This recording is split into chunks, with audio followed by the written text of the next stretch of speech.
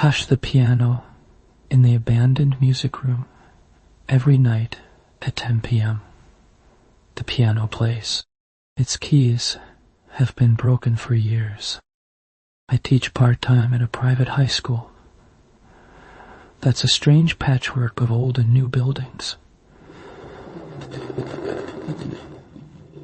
The kind of campus where a glass-walled STEM wing sits 50 feet from a wing built in the 1920s that the school never quite got around to renovating. The old wing houses storage, a few unused classrooms, and on the third floor,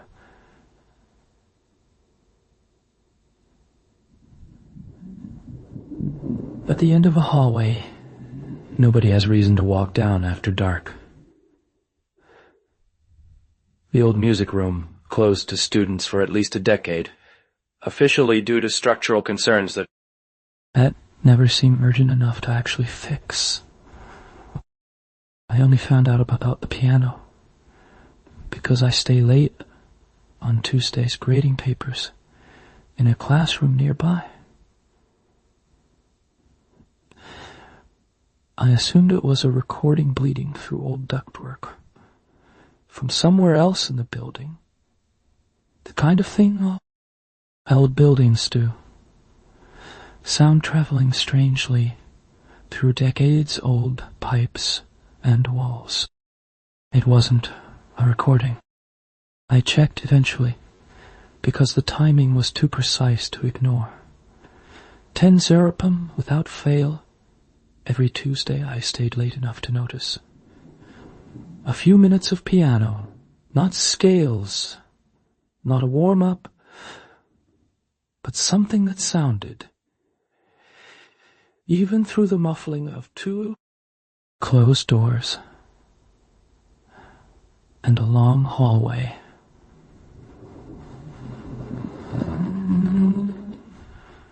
Like an actual composed piece, played with real feeling.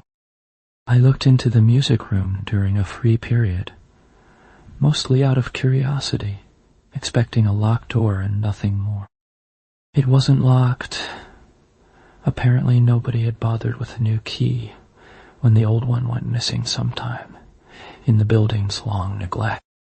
Inside, dust, stacked chairs, a single upright piano against the far wall.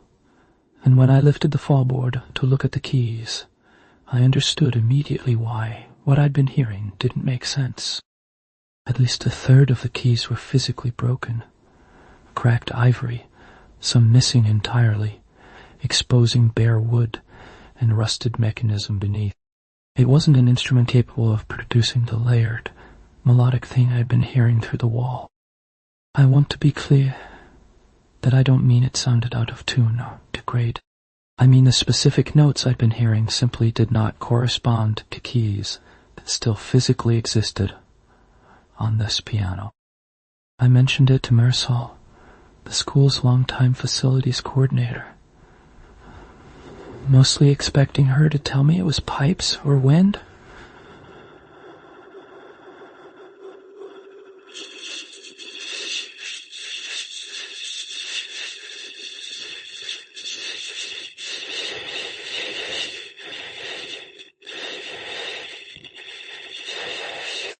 She didn't offer one.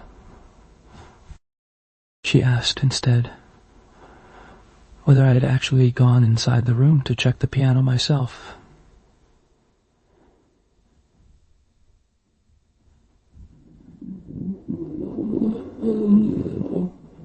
And when I said yes, she got quiet in the specific way people get quiet when they've been waiting years for someone else to bring something up first. She told me the room had been the music department's main practice space until a student, a senior, had died there decades ago. She didn't know the full story, only that it happened during a late evening rehearsal, and that the room had been happened during a late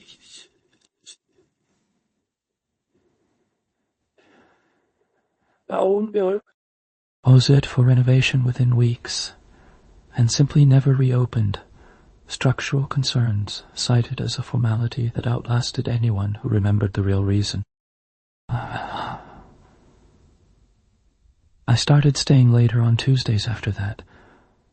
Not to grade papers anymore, but I'll admit, out of a curiosity I probably should have resisted, I never went back into the room during the 10 p.m. window.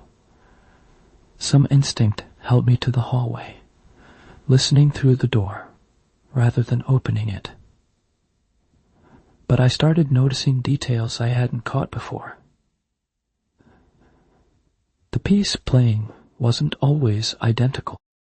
It shifted, subtly, week to week, the way a piece of music does when someone is still learning it, working out phrasing, correcting small mistakes, and trying again. Whoever, or whatever, was playing wasn't performing a memorized recording on a loop. It was rehearsing. I found old yearbooks in the school archive, mostly out of a growing need to know more about the student Marisol had mentioned. I found her, a senior from the year the room closed, listed in the music department's photo spread, seated at a piano I recognized immediately as this one, keys all intact in the photograph, decades before whatever damaged them.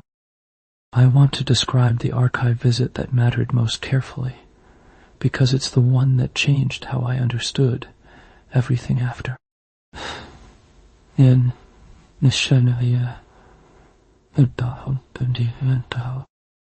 the yearbook photo spread for that final year included several candid shots from the department's spring recital.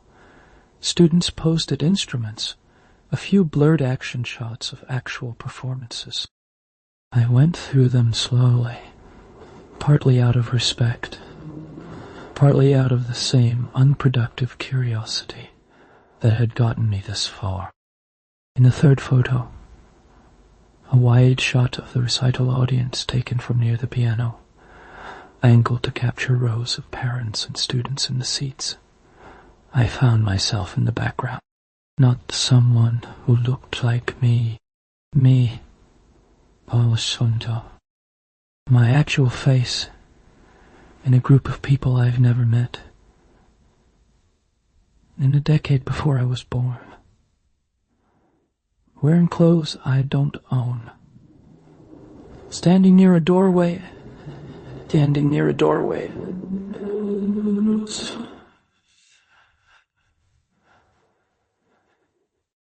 I checked the photo credit and the year twice, certain I'd misread something. I hadn't. The recital was 31 years before my own birth. I don't have a rational account of how I ended up in that image, and I've decided, for my own sake, not to spend much longer trying to construct one. What I do know is that once I saw it, I went back through the rest of the yearbook's recital photos more carefully and found myself, in some small way, in two more of them. A shoulder at the edge of a frame, a shape reflected faintly in a window in the stage, never centered, never obvious. Always positioned the way you'd expect a person to appear if they'd simply wandered somewhere they didn't belong and were caught, almost by accident, on film. I asked Marisol carefully whether the room had ever been photographed recently, whether anyone had documented its current state for maintenance records, insurance, anything like that. She said yes, a contractor had come through a few years back to assess the structural concerns everyone kept citing and had taken photos as part of the report. She let me see them. In one, a wide shot of the room as it currently stands. Dust, stacked chairs, the broken piano against the far wall. There's a shape near the doorway, out of focus, easily dismissed as a lens artifact or a trick of the flash. It's positioned exactly where I was standing. In the older photograph, 31 years before either of us existed at the same time as that room.